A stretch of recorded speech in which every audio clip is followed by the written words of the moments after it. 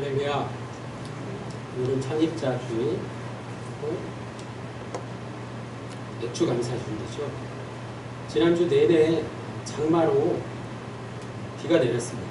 비가 억수로 내리는 가운데 서울에서 손님들이 오셔서 함께 예배를 드리고 또 목요일 아침에 가까운 온천에도 다녀왔어요. 장마가 시작되고 아직 성수기는 아닌 것 같은데 많은 사람들이 가족 단위로 모여 있더라고요. 좀 놀랐어요.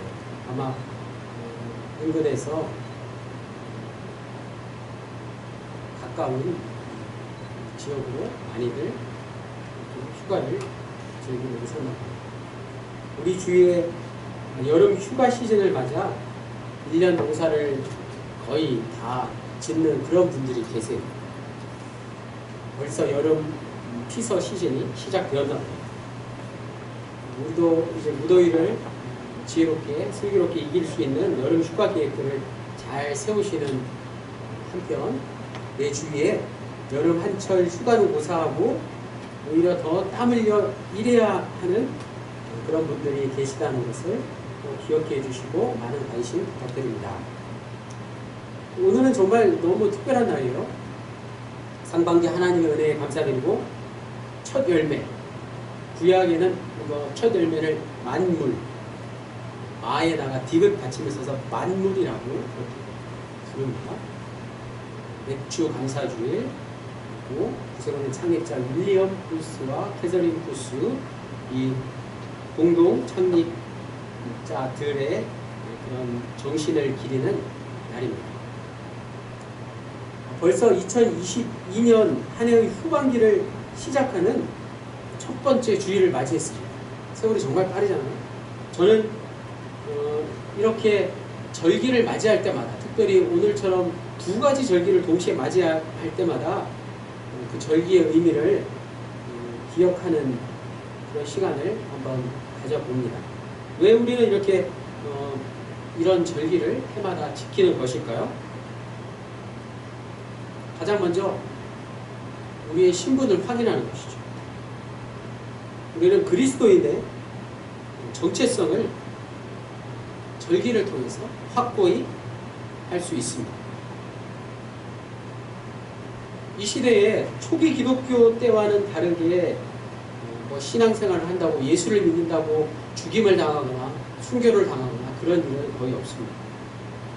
그러나 예수 그리스도의 제자로서 정체성이 위기에 떨어지는 일은 그때보다 오히려 더 심하지 않나, 그때나 지금이나 마찬가지지 않나 생각해봅니다. 어떤 점에서 그때보다 지금이 더 어렵다고도 말할 수 있습니다. 당시는 기독교 신앙이 로마 체제에, 로마 제국에 저항하고 있어서 제자로서의 정체성을 지킨다는 게 무엇인지 분명했지만 지금은 기독교 신앙이 이미 세상 속에 깊숙이 물들어 내가 과연 제자인가 하는 정체성이 혼란스러울 때가 많습니다. 오늘 우리는 세상과의 긴장과 갈등을 느끼지 못하고 느낀다 할지라도 그걸 애써 피하려는 경향이 있습니다. 교회에 출석하고 하나님을 믿는다고 하지만 이제 내일부터 시작되는 한 주간 세상살이는 또 세상이 제시하는 방식으로 갈등 없이 세상과 손잡고 살고 있는지 모릅니다. 세상의 질서와 가치를 아무 생각 없이 받아들일 수만은 없다는 말씀입니다. 그렇다면 오늘 우리는 어떻게 하면 지금 우리에게까지 이어진 예수 그리스도의 제자다운 정체성을 지켜나갈 수 있을까? 오늘 본문 말씀을 통해서 함께 알아보겠습니다. 3절에서 8절까지 예수님의 말씀을 제가 다시 한번 읽겠습니다. 갈지어다 내가 너희를 보냄이 어린 양을 이리 가운데로 보냄과 같도다. 전대나 배낭이나 신발을 가지지 말며 길에서 아무에게도 문안하지 말며 어느 집에 들어가든지 먼저 말하되 이 집이 평안할지어다 하라. 만일 평안을 받을 사람이 거기 있으면 너희의 평안이 그에게 머물 것이요 그렇지 않으면 너희에게로 돌아오리라. 그 집에 유하며 주는 것을 먹고 마시라. 일꾼이 그 싹을 받는 것이 마땅하니라. 이 집에서 저 집으로 옮기지 말라. 어느 동네에 들어가든지 너희를 영접하거든 너희 앞에 차려놓는 것을 먹고. 4절 말씀, 예수님은 70명의 사람들에게 전대, 혁대, 복대라고도 하죠. 돈 같은 것을 끼워 넣어서 잘 보관하는, 그리고 배낭, 신발 같은 것을 아예 가지지 말고 여행을 떠나라, 이렇게 말씀하셨습니다. 제자들의 파송 이전에 70명의, 오늘 본문에는 70명의 예수님의 또 다른 제자들의 파송이죠. 그 전에 12명의 제자들을 파송할 때와 약간 차이가 있습니다. 자, 우리가 여행을 하다가 집에서 챙겨온 배낭이나 짐들을 다 잃어버린다면, 돈이나 뭐 이런 것들을 다 잃어버린다면 마음이 어떨까요? 막막하고 절박하겠죠. 예수님은 왜 이런 훈련을 70명의 예수님의 또 다른 제자들에게, 예수를 따르는 이들에게 훈련시키셨습니다. 믿음의 훈련을 시키시기 위함입니다. 우리의 인생은 때때로 경제적 파산을 당하기도 하고 건강이 아주 밑바닥을 치기도 하고 자녀 문제로 어려움을 겪기도 하고 사랑하는 사람들에게 상처를 입거나 배신을 당하는 일도 있습니다. 이렇게 인생의 막다른 골목에서 사방이 다 막혀 있는 것 같을 때 하나님께서 우리에게 원하시는 게 무엇일까요? 위를 바라보는 거죠.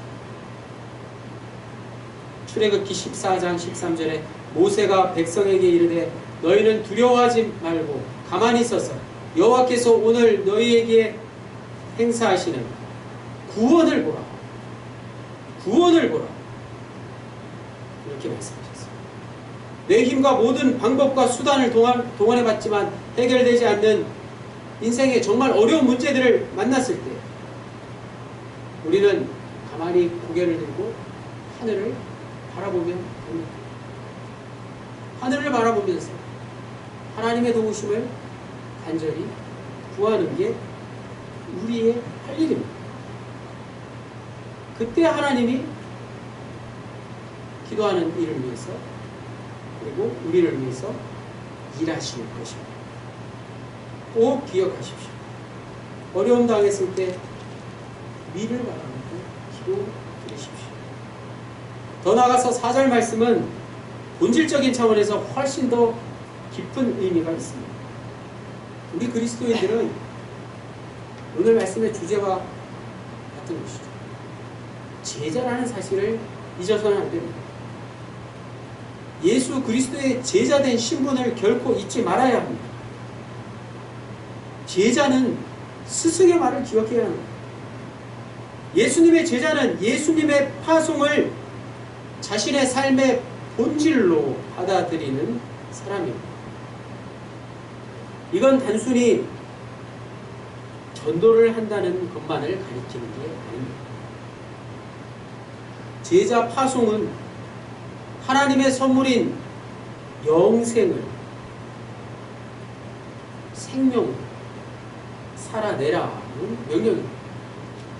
우리가 영원한 생명을 얻었으니 생명을 누리며 이 세상을 살아야 되지 않겠습니까? 제자 파송은 하나님의 선물인 생명을, 영생을 생명답게 살아내라는 명령입니다. 생명에 집중하려면 전대나 배낭이나 신발 따위는 버릴 수 있는 거예요. 필요치 않습니다. 더 나아가서 좋은 인간관계를 가리키는 문안 인사 따위도 신경 쓸 필요가 없습니다. 이런 말은 당연히 이상한 말로 들리죠. 무단 인사를 하지 말라니. 이게 무슨 말입니까? 먹고 사는 문제와 사람들과의 관계를 빼고 어떻게 우리의 인생살이가 가능하느냐, 더 나아가서 인생살이 없이 생명 구원이 어떻게 가능하냐고 질문해 볼 수 있습니다. 그러나 걱정하지 마십시오. 우선순위가 더 중요한 것입니다. 이런 것들을, 즉 먹고 사는 문제와 인간 관계를 교회 안으로 끌고 들어왔습니다. 먹고 사는 것과 관계를 더 풍성히 하려는 것은 큰 착각입니다. 그런 것들은 다 부수적인 것입니다. 가장 중요한 게 빠진 것입니다. 그리스도인이라면 생명을 얻는 일에 가장 먼저 힘써야 된다는 말씀입니다. 이 말은 생명을 파괴하는 일에 저항해야 마땅하다는 뜻도 있습니다. 이 말씀을 예수님께서 70명의 또 다른 제자들에게 강력하게 전하시려고 길 떠나는 70명의 제자들에게 전대나 배낭이나 신발 따위는 준비하지 말라고 말씀하십니다. 생존에 필요한 도구들을 준비하는 일에 우리가 에너지를 쏟음으로써 더 중요한 게 훼손될 수 있기 때문입니다. 더 나아가서 그런 것들이 아무리 많다고 한들 본질적으로 우리의 삶을 풍요롭게 할 수 없습니다. 수고한 모든 것들이 다 사라질 것이기 때문입니다.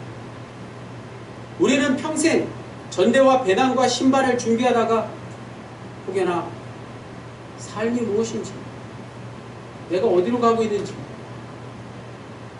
나의 미래가 궁극적으로 어떻게 될 것인지에 대한 생각도 못 해보고 인생을 끝내는 불행을 맞이하게 될지 모릅니다.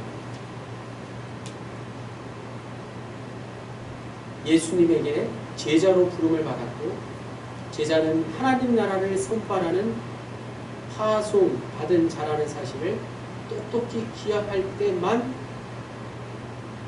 우리는 이런 삶을 누릴 수 있습니다. 자, 오늘 본문 누가복음 10장 9절에서 11절까지를 다시 한번 다 같이 읽겠습니다. 누가복음 10장 9절로 11절 시작. 거기 있는 병자들을 고치고 또 말하기를 하나님의 나라가 너희에게 가까이 왔다 하라. 어느 동네에 들어가든지 너희를 영접하지 아니하거든 그 거리로 나와서 말하되 너희 동네에서 우리 발에 묻은 먼지도 너희에게 떨어버리노라. 그러나 하나님의 나라가 가까이 온 줄을 알라 하라. 아멘. 11절에 발에 묻은 먼지도 떨어버린다는 표현은 역시 듣기에 좀 불편합니다. 우리식으로 치면 불청객이 찾아왔을 때 소금을 뿌리는 것처럼 누군가를 상종하지 않겠다거나 더 이상 미련을 두지 않겠다는 뜻입니다. 한편으로 긍정적인 뜻은 한 곳에서 실망하지 않고 다른 곳에 가서 끝까지 사명을 더 잘 감당하겠다는 의지의 표현이라고도 할 수 있습니다. 제자들을 받아들이는 사람들이나 받아들이지 않는 사람들에게 제자들이 전해야 할 메시지는 똑같습니다. 다르지 않습니다. 그게 바로 무엇일까요? 하나님의 나라가 가까이 왔다는 것이죠. 하나님의 나라가 가까이 왔다. 이것이 70명의 제자들 뿐만 아니라 오늘 우리의 선포할 메시지입니다. 예수님이 공생애를 시작하면서 가장 먼저 선포하신 말씀 역시 회개하라. 천국이 가까이 왔다. 하나님의 나라가 가까이 왔다. 예수님의 가르침과 모든 행위와 운명은 이 말씀 하나에 다 들어 있습니다. 하나님의 나라가 가까이 왔다라는 뜻은 시간적으로나 공간적으로 멀거나 가깝다는 게 아니에요. 지금 우리와 함께 하신다는 뜻입니다.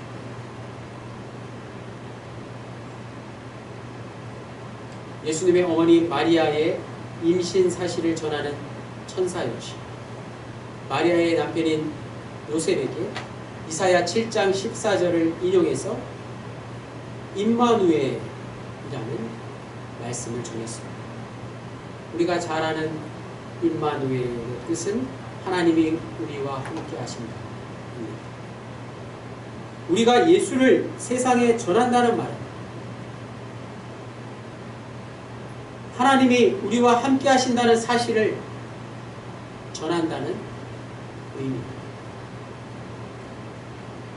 그래서 전도하러 나가면 다른 것보다 하나님이 나와 그리고 너와 우리 모두와 함께 하신다 라는 사실을 반드시 전해야 하는 것입니다. 그러면 하나님이 우리와 함께 하신다는 뜻이 무엇이냐고 질문하겠죠. 냉정하게 말해서 하나님이 우리와 함께 하신다는 이 질문에 답을 아는 사람만이 그 메시지를 전할 수 있으며 예수님으로부터 파송받은 제자로 살 수 있지 않겠습니까?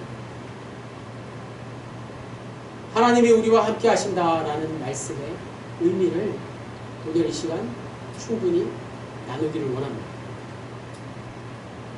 하나님이 우리와 함께 하신다라는 말은 하나님의 생명이 하나님의 능력이 지금 우리와 함께 하신다 이 뜻입니다. 하나님은 창조주이시기 때문에 그렇습니다. 무에서 유를 창조하십니다. 좀 더 구체적으로 과학자들의 말로 우주 공간에 빅뱅을 일으키신 분이 바로 하나님이십니다. 지금도 사람을 비롯한 모든 생명체를 살리시는 분이 바로 하나님이십니다. 하나님이 아니면 생명은 불가능합니다. 우리가 사는 지구에 생명 멸종의 위기가 점점 심해지고 있지만 우리가 다 알지 못하는 방식으로 극복되고 있습니다. 물론 인간의 노력이 절실할 때이긴 하지만 그것으로 생명을 살리기는 역부족입니다. 눈에 보이지도 않는 곰팡이와 박테리아가 지구의 생명을 유지하고 있다고 감히 말씀드릴 수 있습니다. 하늘을 높이 날아오르는 새는 우리의 도움이 필요 없이 여전히 날고 있습니다. 물고기는 물에서 자유롭게 헤엄치고 있습니다. 숲속의 짐승들은 자기들 방식으로 아무 사람의 아무런 도움 없이 오직 하나님의 도움만으로 살아갑니다. 따지고 보면 우리 모두도 마찬가지입니다. 각자 형편은 다르지만 하나님이 함께 하신다는 사실을 날마다 몸으로 느낄 수 있습니다.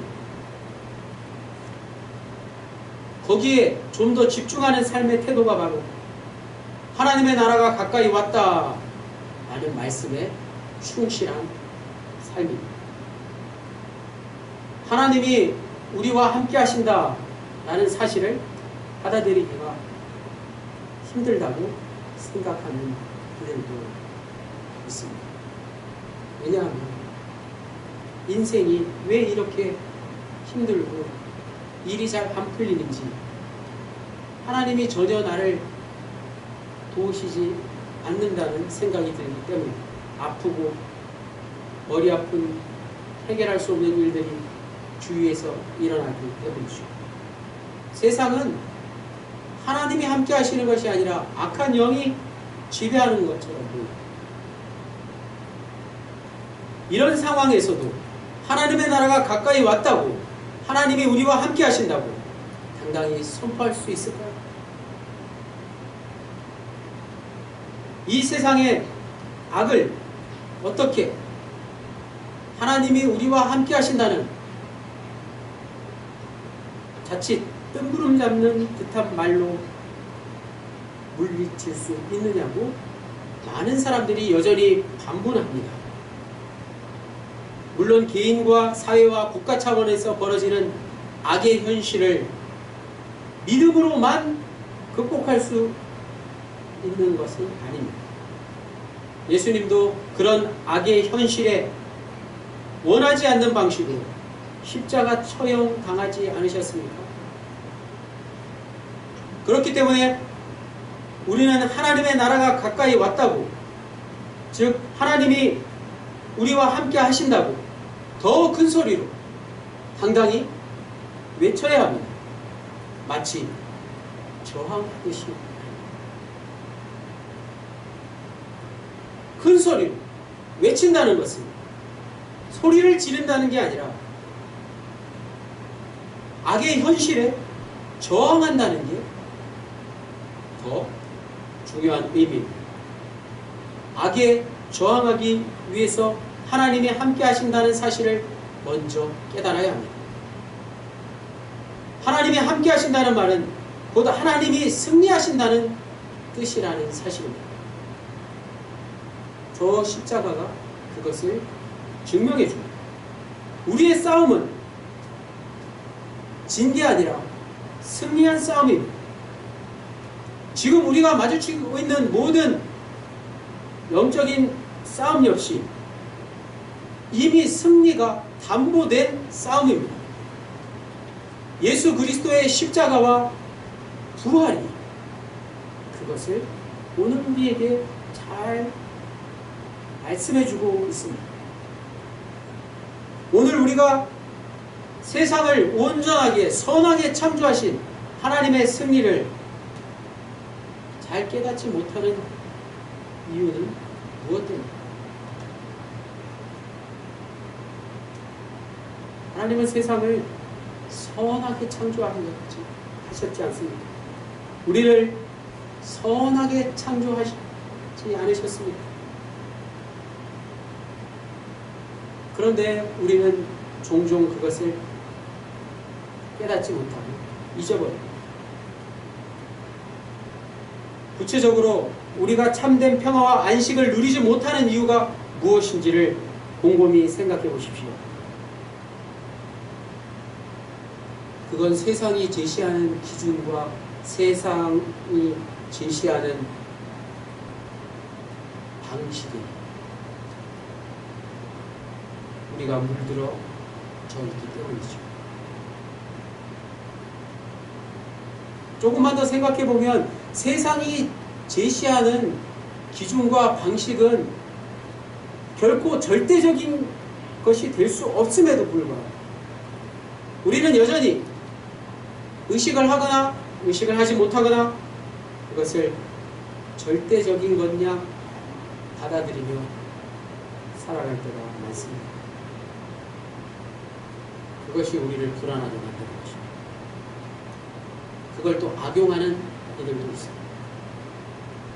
예수님 당시 유대교의 율법과 로마의 실증법 그리고 종교 지도자들의 잘못된 모습이 많은 사람들을 불안하게 만들었습니다. 예나 지금이나 마찬가지입니다. 우리를 불안하게 하는 것들 생각해 보십시오. 정치, 사회, 경제적 세력들이 워낙 강력하고 막강하기 때문에 그런 상황을 우리의 힘으로 뚫고 나가기가 힘이 듭니다. 그런 상황 속에 파묻혀서 하나님의 나라가 가까이 왔다는 사실을 깨닫지 못하는 것입니다.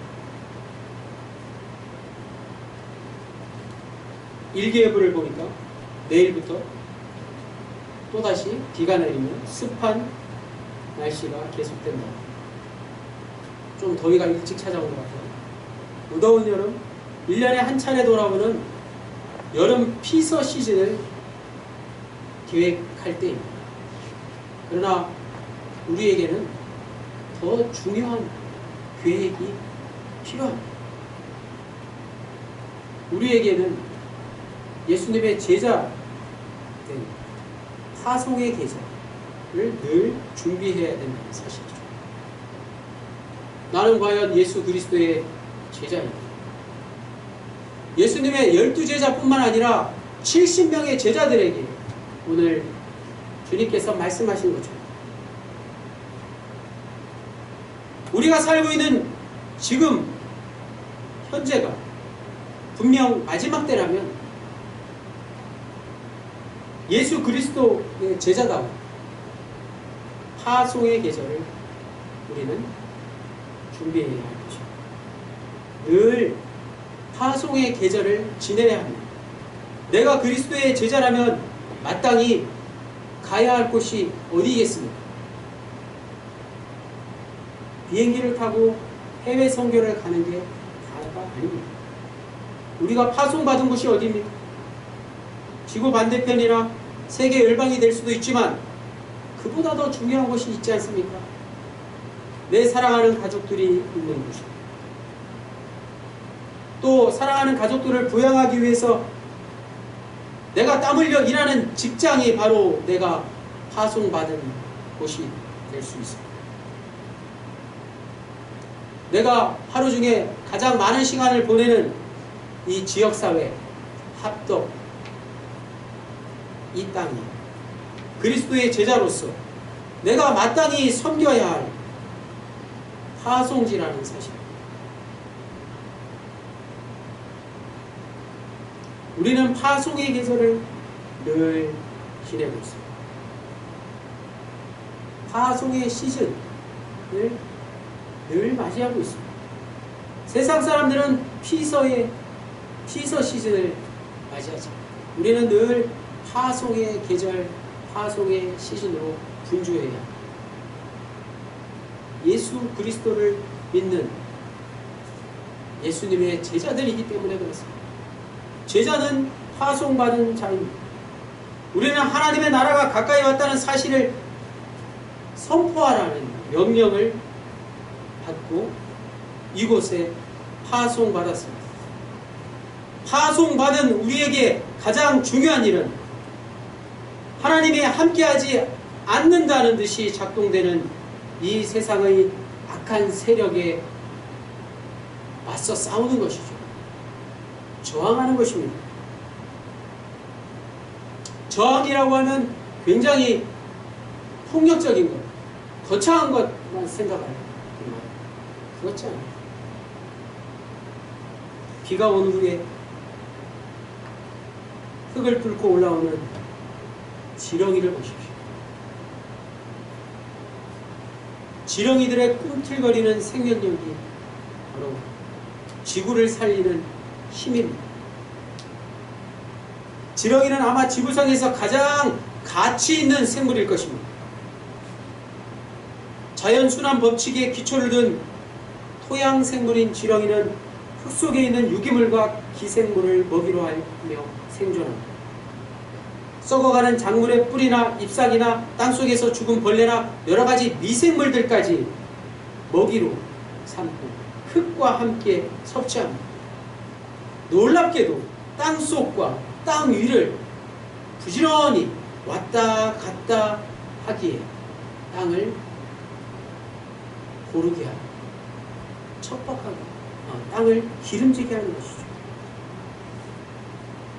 메마른 땅도 산성인 땅도 지렁이가 다 중성화시키고 그 흙에 생명력을 불어넣으며 최종 열매를 맺게 하는 밑거름의 역할을 지렁이가 합니다. 오늘 우리는 지렁이처럼 꿈틀거려야 할 것입니다. 그리스도인은 잠시도 쉬지 않고 꿈틀거리는 지렁이가 되어야 합니다. 우리 영혼의 평화와 안식을 해치는 악한 세력에 저항하는 일 말입니다. 우리 그리스도인들만이라도 돈을 신으로 떠받들면 저 세상에 길들여지지 않고 두려워하지 않는다. 그래서 부단히 저항한다면 오늘 주님의 말씀, 하나님의 나라가 가까이 오고 하나님이 우리 모두와 함께 하신다 말씀, 조금이라도 세상에 더 울려 퍼지지 파송의 계절을 남은 여생 보내시며 살아가시기를 간절히 축원합니다. 기도드리시겠습니다. 주님, 파송의 계절은 따로 오는 게 아님을 깨닫습니다. 지금이 바로 그때인 것을 깨달았습니다. 내가 그리스도의 제자다운 삶을 살아낼 때 주위의 모든 사람들이 주님께 돌아올 줄로 믿습니다. 내가 그리스도의 제자로서 세상의 악한 세력에 사로잡히지 않고 꿈틀거릴 수 있도록 도와주십시오. 비록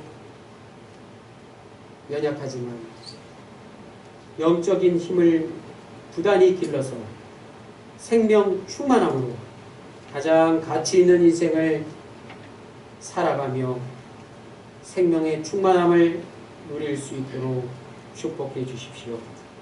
예수 그리스도의 이름으로 기도드립니다.